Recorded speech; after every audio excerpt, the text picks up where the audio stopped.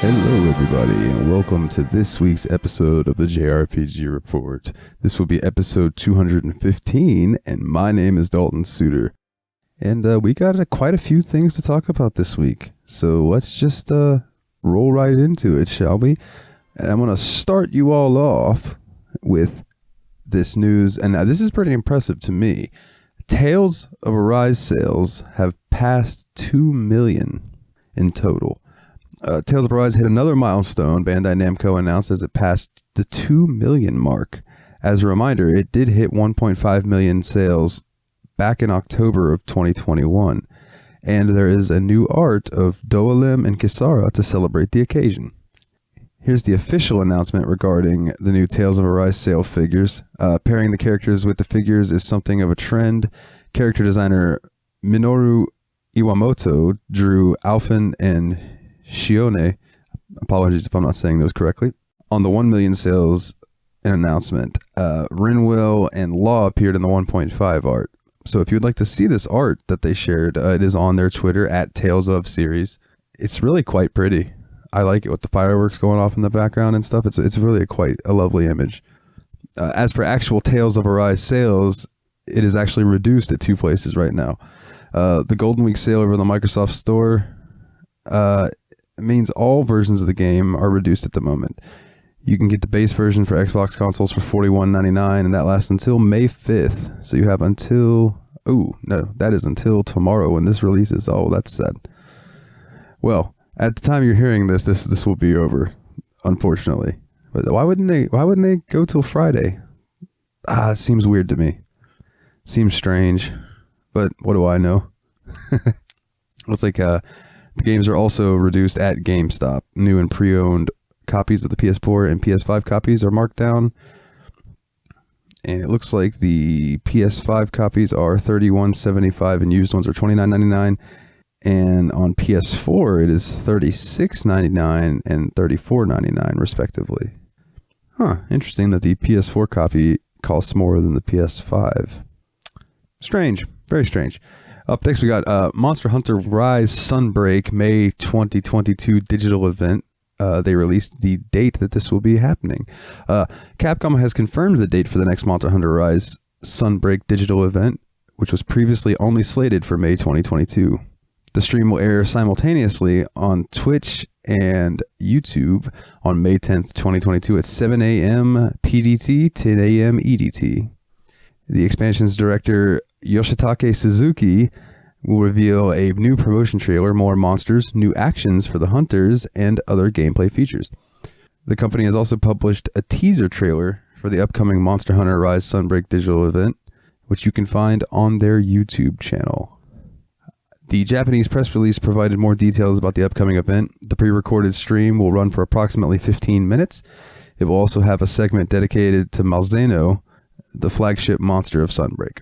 So yeah, keep your eyes peeled for that. And it says that Monster Hunter Rise Sunbreak will be available for Nintendo Switch, PC, on Steam on June 30th, 2022. So Monster Hunter fans, you don't have that much longer to wait. And in some Legend of Heroes news, Kuro no Kiseki announced for PS5 and PC. Neon Falcom announced that Legend of Heroes Kuro no Kiseki will release for the PlayStation 5 in Japan on July 28th, 2022. This version of the game will support 4K resolution and 60 frames per second, and will have several quality of life features. It will also allow PlayStation 4 users to transfer their save data from the PlayStation 5 version of the game. To the PlayStation 5 version of the game. Consumers who already own the PS4 version of The Legend of Heroes Kuro no Kiseki can upgrade to the PS5 version for 110 yen, which is about $1. Additionally, The Legend of Heroes Kuro no Kiseki will release on PC on July 27th, 2022. As mentioned previously, the PlayStation 5 release of Kuro no Kiseki will feature several quality of life updates. This includes the implementation of a high-speed function. This can be adjusted to change the speed of both battle systems individually. Additionally, players will be able to adjust the size of in-game text, and the PlayStation 5 version of the game will also feature an archive and a glossary. let's see. Regarding the PC version of the game, it will not feature English or Japanese language support. However, have language support for traditional Chinese and Korean. Japanese audio will be available. That's interesting. Huh. It will be available for the PlayStation 4 in Japan, with a PlayStation 5 release scheduled for July 28th, 2022, and a PC version July 27th, 2022. So fingers crossed that does get the English translation eventually and brought over here, because, I mean, from everything I've heard about this series, it's fantastic. You know, I mean, I've only played the first Trails in the Sky, and I loved that game. So I really hope that, you know, this gets brought over for all you fans, because I know people are pining for it, you know, James included. Let's see, Magma Lord. Oh, I'm sorry, Magma. Why did I say Magma? Maglum Lord PC release date announced. The D3 publisher announced that Maglum Lord will release for PC on May 30th, 2022. The game is immediately available to wishlist through Steam. However, D3 publisher has yet to reveal how much the PC version of Maglum Lord will cost. That said, the Steam page reveals that it intends to have quote-unquote bundles available to the consumers. Additionally, the Special Pack DLC original soundtrack will be available to obtain through Steam. The PC version of the game will have English, traditional Chinese, Japanese, and Korean language support. However, it will only have Japanese audio options. More information about the PC version will appear in the future. Maglum Lord is an action RPG with dating elements. Players assume the role of a demon lord that has reawakened after years of slumber to learn that their kind has neared extinction. A handful of characters are available for the player to romance and eventually marry. Players will also have access to a weapon crafting system. This allows them to make weapons of their choosing, with decorations adding more buffs to individual weapons. Oh, that sounds fun. I love a good weapon crafting system. Another unique feature is the player's character's ability to turn into a weapon to be used by the character they take into the main story quests and submissions with them. Okay, I'm sold. That sounds awesome.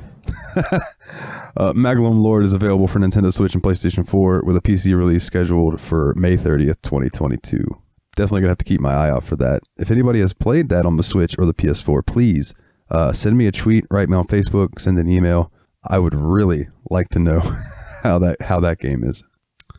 Some more Legend of Heroes news. The Legend of Heroes Trails of Cold Steel and Trails into Reverie complete box set announced. And this is another one that I think is not scheduled to release over here in the States yet, but hopefully it will get a release, because this is really, really cool.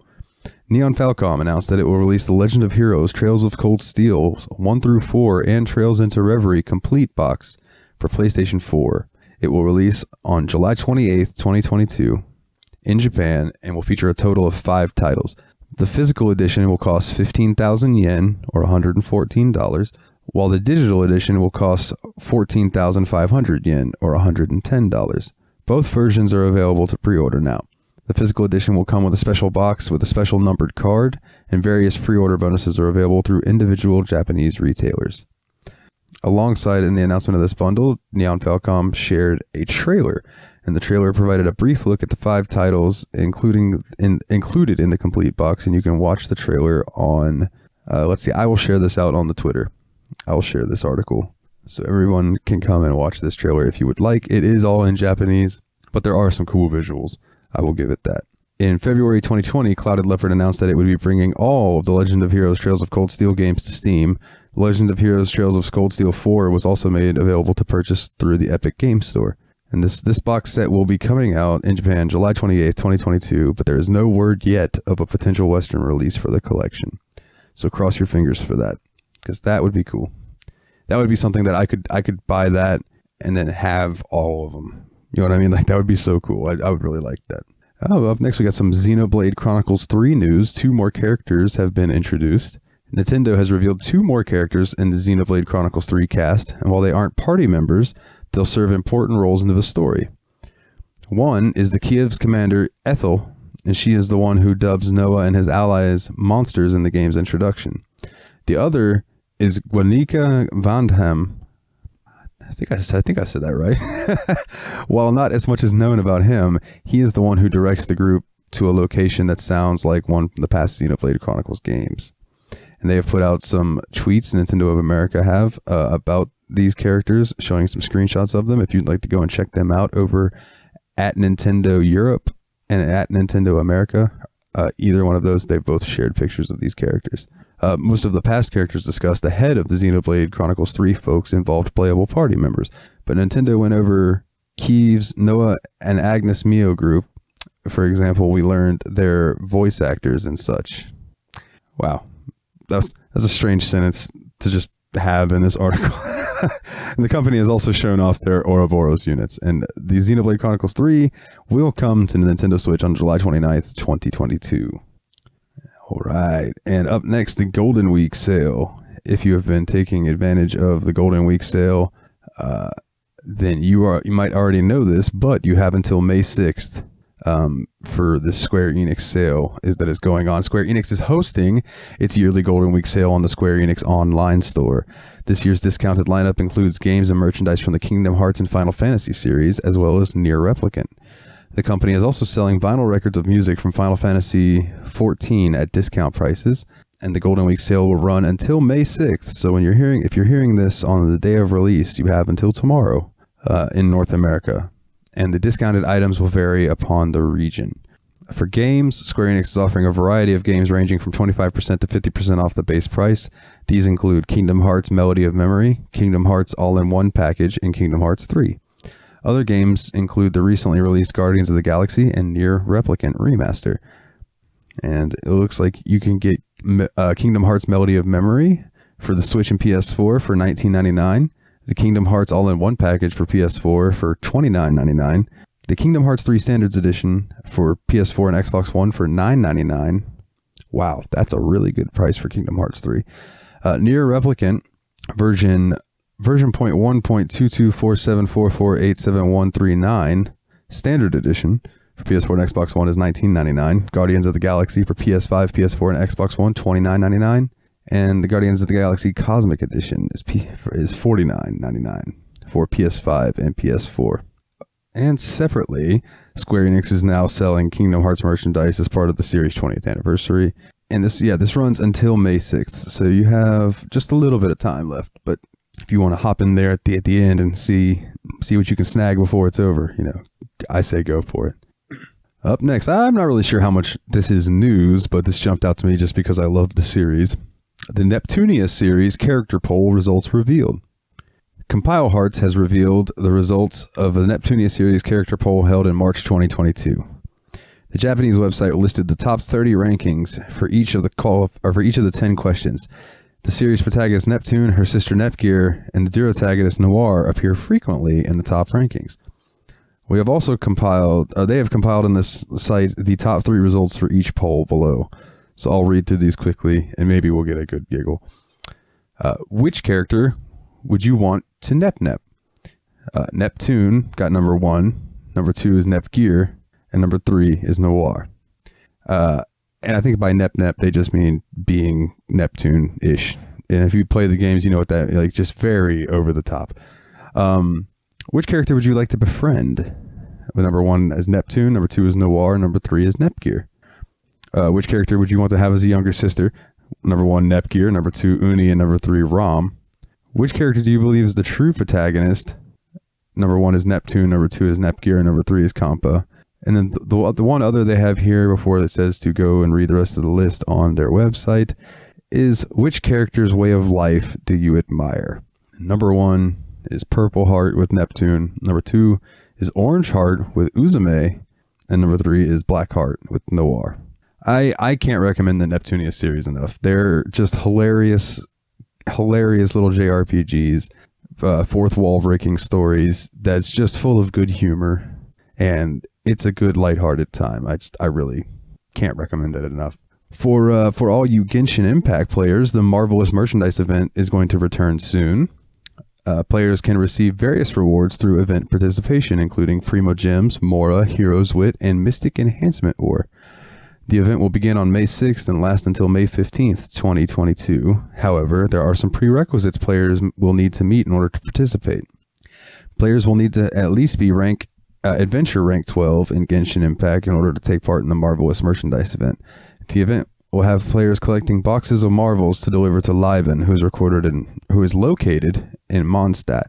Additionally, the official website reveals key details about the event. This includes mention of rewards differing for players depending on their individual game progress. That said, players will be able to preview the contents of the boxes of marbles before opening them. After exchanging 5 boxes of marbles, a mega box of marbles will be available to players, and it will yield the aforementioned rewards. In April 2022, MiHoYo announced that Genshin Impact version 2.7 would not be appearing in May. The developer announced that the update had been delayed with promises to compensate players in the future. So you can play Genshin Impact on PlayStation 4, PlayStation 5, PC, Android, and iOS, and it is in development for the Switch. And speaking of it being on Android and iOS, Genshin Impact has made over $3 billion from the mobile versions. That is just something I wanted to throw in there quickly. That is a lot of money. I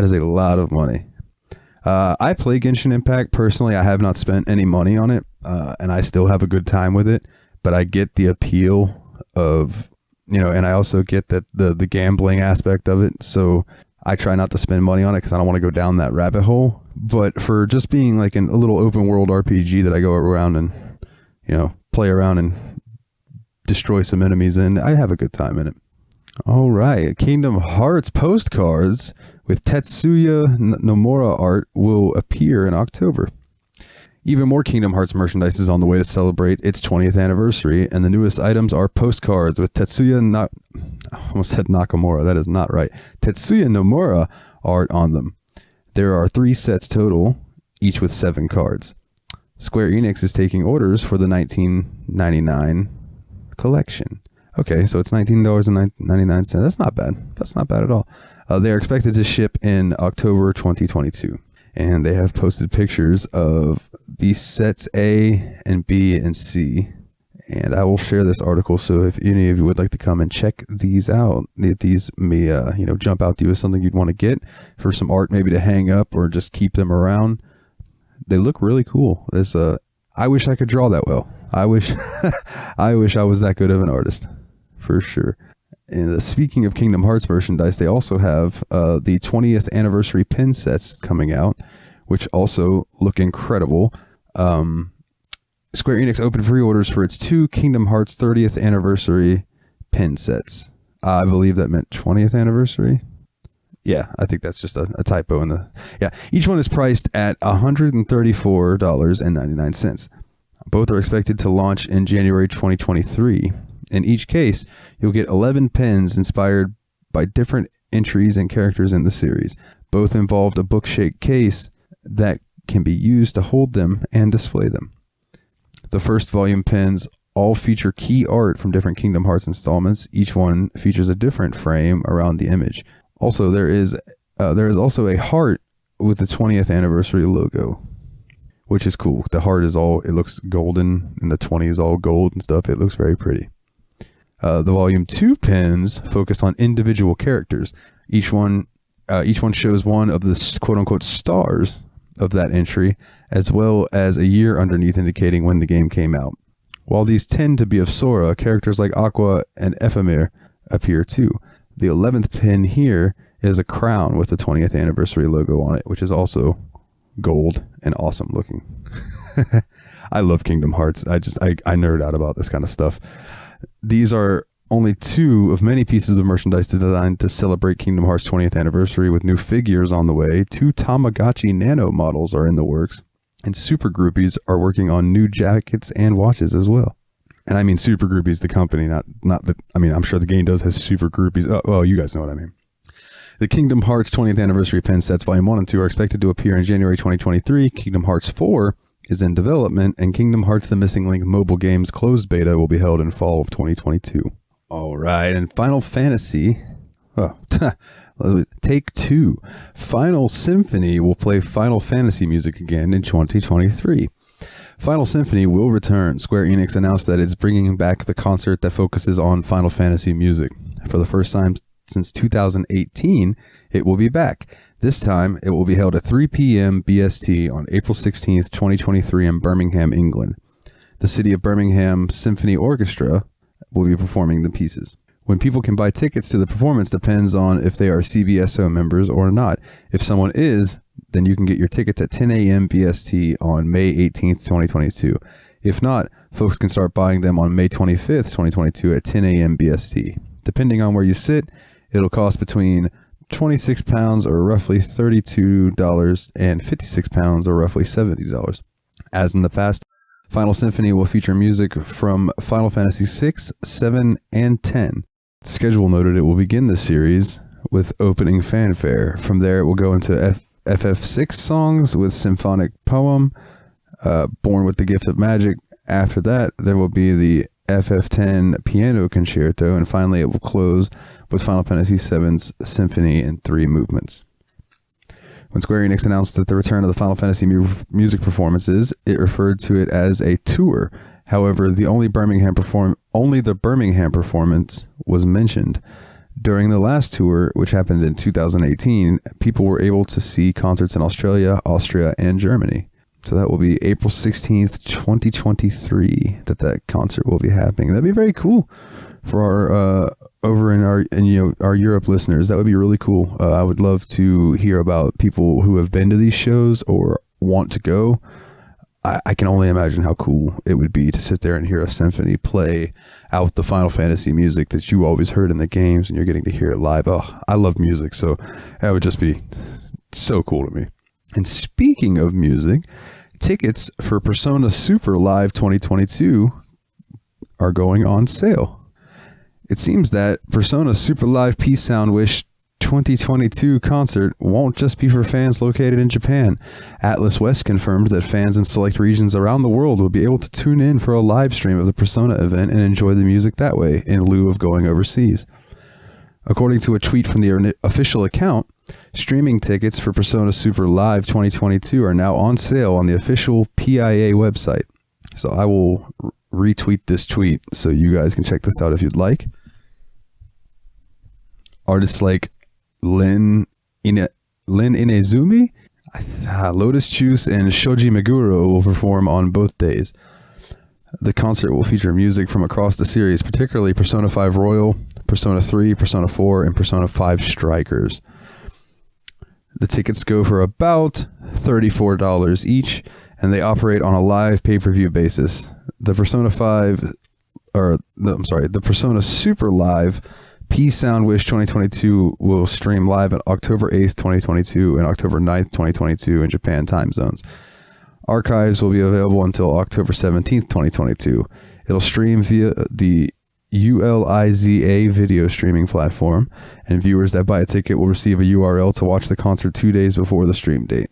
There are also regional limitations restricting which countries and territories will be able to stream the Persona Super Live concert. The PIA website states that the concert stream is available in the following countries and regions. It is available in the United States. It is available in the Netherlands, Greece, Germany, Belgium, Romania, Hungary, Denmark, Ireland, Finland, Portugal, UK, Spain, France, Italy, Norway, Czech Republic, Bulgaria, Sweden, Austria, Poland, and Switzerland, India, Malaysia, Hong Kong, the Philippines, South Korea, Singapore, my goodness, I can't talk today, Taiwan, Australia, Colombia, Argentina, Brazil, Chile, United Arab Emirates, Bahrain, Israel, South Africa, and Kenya. So yeah, there's all over the world, man. If people want to watch it, check it out. That will be October 8th, 2022 and October 9th, 2022, and the live venue will be located in Makuhari Mise, Tokyo, Japan. I know that there are some of the older Persona Super Live concerts on YouTube, and it looks like a blast, a heck of a time. I really enjoy the crowd interaction with like these little handheld lamps that they have that change color based on what the colors on the stage are and stuff. It's such a cool visual. Maybe I'll post the link of that on Twitter as well to one of the older concerts so you guys can check it out. It's such a cool time and such good music. Speaking of Persona, Persona 4 Golden is now Steam Deck verified. People have another way to enjoy Persona 4 now on a handheld. The Steam listing for Persona 4 Golden confirmed it is now Steam Deck verified, which means it will run completely without any issues on the handheld and is fully supported. To compare, there are other titles that are playable but might not be completely compatible, and many others are still unsupported. This marks the second time it's available on handheld, as we all know that the Persona 4 Golden first debuted on the PlayStation Vita in 2012. Persona 4 Golden is the first Atlus-published PC game to be Steam Deck verified. Catherine Classic, Persona 5 Strikers, and Shin Megami Tensei 3 Nocturne HD Remaster are all also available on the storefront. All three are still listed as unsupported for the Steam Deck, though. However, a number of other games published by Sega are already running on the Steam Deck. And let's see if any of these are some Japanese games that would jump out to me. We have Valkyria Chronicles and Valkyria Chronicles 4. And then it looks like the Yakuza games. Yakuza 0, Yakuza Kiwami 1 and 2, Yakuza 3 Remastered, and Yakuza Like a Dragon. Oh, and Bayonetta. Okay, so yeah, there's a bunch of games that are starting to work on Steam. I'm glad that the Steam Deck is panning out to be a good thing. You know, people were very worried about that at first, but I think that it's going to be a good thing. So, Eiyuden Chronicles Rising is coming to Xbox Game Pass. And I was like, oh, well, that's really cool. Not much information about this, but I just wanted to let everyone know that that will be available on Game Pass May 10th, 2022. Alongside Danganronpa 2, if that's a game that interests you. Those will both be available on Game Pass May 10th, 2022. So Final Fantasy XI, Square Enix announced, will have an anniversary live stream held on May 8th, 2022. This Final Fantasy XI live stream is being held to celebrate the 20th anniversary of the MMORPG. I cannot believe that I first played this game 20 years ago. That is mind-boggling to me. Because it's an MMO. Like, MMOs just don't generally last that long, and I'm just so impressed that this game is still going. I have my PS2 copy, I have my Xbox 360 copy, and I have it on PC. I mean, this game has stood the test of time. This stream will be over 5 hours long, and I'm going to love every minute of it, and will feature new information about Final Fantasy XI. Several staff members will appear on the broadcast to talk about their work and share their memories about the development of Final Fantasy XI, and the live stream will be held on YouTube. It will begin at 4:45 p.m. JST, 12:45 a.m. PDT, 3:45 a.m. EDT, and 9:45 a.m. CEST. Additionally, Yuito Kimura of Cygames will appear as a special guest on the live stream. This is because of the Final Fantasy XI and Grand Blue Fantasy crossover event. Players will be able to obtain Final Fantasy XI characters in Grand Blue Fantasy for a limited period of time, and more information about the crossover event will appear in the future. Leading up to the 20th anniversary of Final Fantasy XI, Square Enix opened a special website featuring unique artwork to celebrate the MMORPG. Additionally, several interviews have been published sharing the various experiences developers at Square Enix have had with the game. These include an interview with Yosuke Saito, and the producer of the Nier series. Final Fantasy XI is available for PC. It's not a console game anymore. It used to be, but not anymore. And that live stream will be held again on May 8th, 2022. It looks like some more. Basically, the whole rest of this stuff is basically Square Enix related. It looks like Final Fantasy XIV Dragon Songs Reprise Ultimate got cleared already. So congratulations to the raid group Neverland, cleared the Final Fantasy XIV Dragon Songs Reprise Ultimate raid, which released on April 26, 2022. And since this release, raid groups have been attempting to clear the Ultimate. It features an alternate telling of the events of the Dragon Song War, which was the major plot point throughout Heavensward expansion. But I'm not going to read this next paragraph because it does have spoilers, and I do not want to ruin that for anyone, because Final Fantasy XIV is one of the best Final Fantasy XIV games out there, despite it being an MMO. Its storylines were really good. But yeah, congratulations to the raid group Neverland, man, being the world first clear. That's always got to be a cool feeling. In other Final Fantasy news, Final Fantasy XVI in final stages of development, says Naoki Yoshida. Final Fantasy XVI producer Naoki Yoshida revealed that the title is in its final stages of development. Yoshida revealed this information in the Final Fantasy 35th anniversary pamphlet that was released as a part of the collaboration with UNIKLO. While touching on the development of Final Fantasy XVI, he also reveals that the narrative for the title is fleshed out. Additionally, Yoshida states that the team hopes to deliver a comprehensive and immersive single-player experience. Yoshida also shares that he hopes Final Fantasy XVI will invigorate the passion fans previously had with the series, specifically those that have gravitated away from the Final Fantasy. You can read a full translation of his comment from the Final Fantasy 35th anniversary pamphlet below, and I will share this picture on the Twitter. His comment was released in the 35th anniversary magazine. Let's see. Kind of repeating itself there a little bit. In December 2021, Yoshida revealed the development of the title had been delayed and that new information would appear in spring 2022. The reason for the delay was due to the ongoing situation surrounding COVID-19. In a full statement, Yoshida shared details information as to what had been impacted, such as outside development of resources and why updates on the game had gone silent.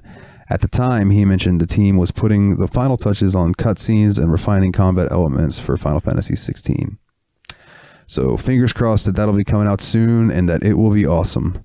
From everything that I've seen, screenshots and the trailer and stuff, it looks awesome. So fingers crossed. May 2022 Final Fantasy VII Remake calendar features Red 13.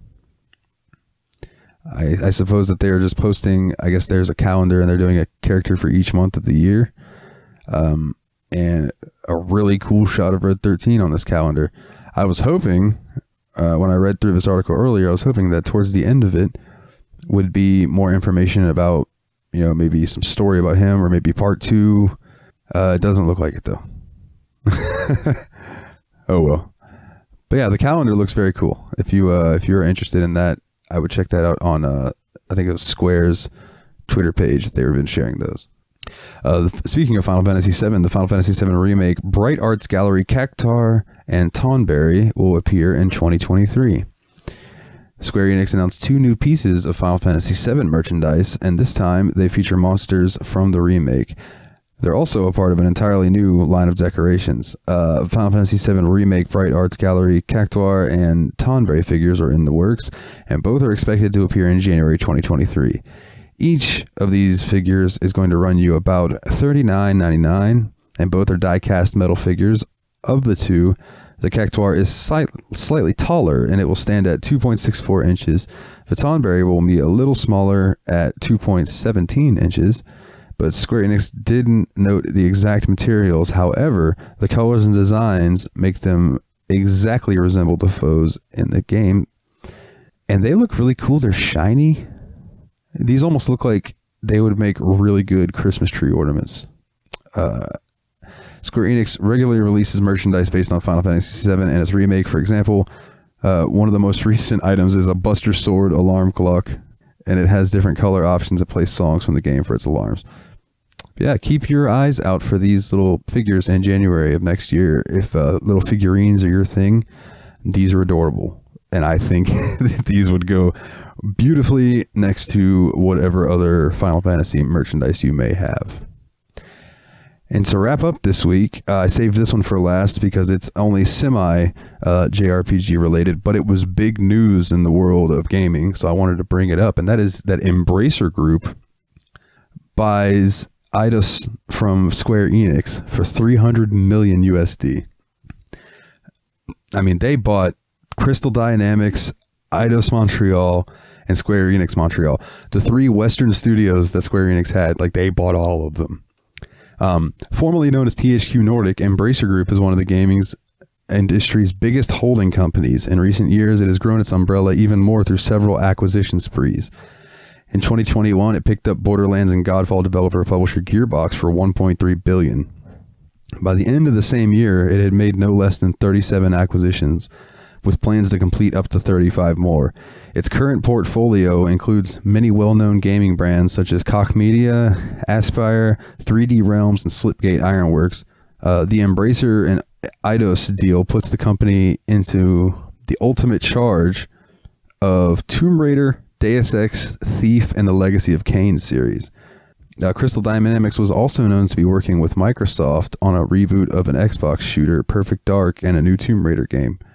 It and Eidos Montreal also developed Marvel Avengers and Marvel Guardians of the Galaxy. So I'm just surprised that Square Enix did this. Maybe they're going to be focusing more on their Japanese titles now. Maybe they got a lot of backlash for their talk of NFTs and stuff from the Western audience. Maybe that's more of an okay thing overseas. I'm really not sure. But for its part, Square Enix stated in its own press release that the transaction would enable it to launch new businesses and move forward with planned investments in fields, including blockchain, AI, and the cloud. Square Enix president Yosuke Matsuda previously spoke positively about NFTs and blockchain-based gaming in his 2022 newsletter. Though the acquisition of Eidos by Embracer Groups represents a spin-off of Square Enix's largest Western studios, Square Enix will continue publication of its overseas developed franchises like Just Cause, Outriders, and Life is Strange. Man, I hope Square Enix doesn't start including NFTs and stuff in their games. Oh, Lord. That's just not good for anybody. Just not good for anybody. Well, that about wraps it up for news. I did want to point out, or not point out, but I wanted to, bring up that me and James have swapped over the Patreon now. So I am in charge of the Patreon over on patreon.com/JRPG Report. And I would really appreciate, the support. Currently, I have been out of work due to being, let go during COVID and yada, yada, yada. Don't want to get into all of that. So, but any of the extra support very, very, very much helps me keep the lights on and things like that.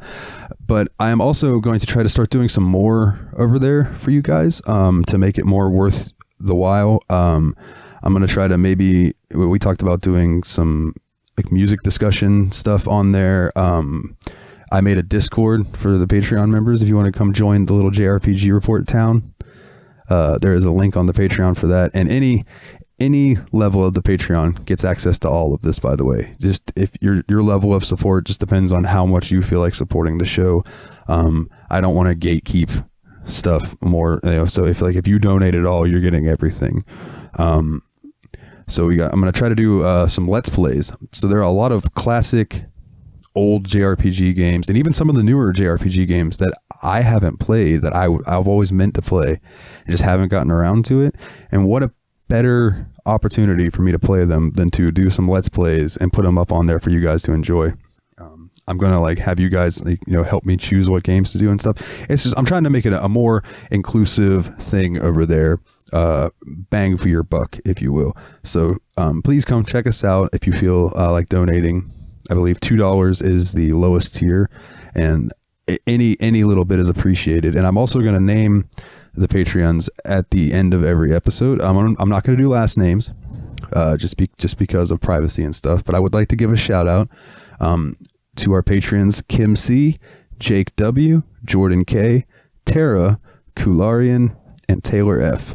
You guys rock. I really appreciate you guys. Thank you for sticking around with the switch over and all of that.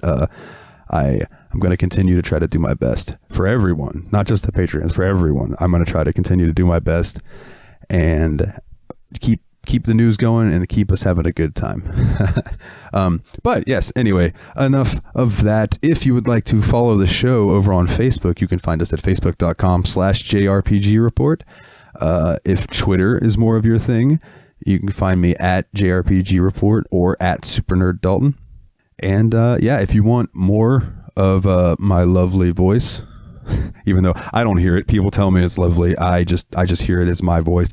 But if you'd like to hear more of me talking on a show that is not, it's more PG-13 than this show is. Definitely have some hard R sections.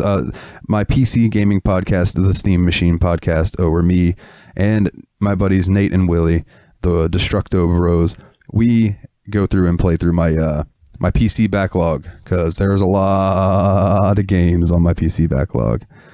And you know, if you're into more R-rated stuff, I do Yaps Pod. But if you're interested in that, you message me, and I'll point you in that right direction. Because this is a family-friendly show. I'm not going to even plug the name of that podcast here. But anyways, enough of the plugs. Enough about me. Thank you all for being so wonderful and tuning in to this wonderful, wonderful episode 215 of the JRPG Report. I've had a good time doing it. I hope you all have a good time listening to it. And I want you all to get back out there and level up.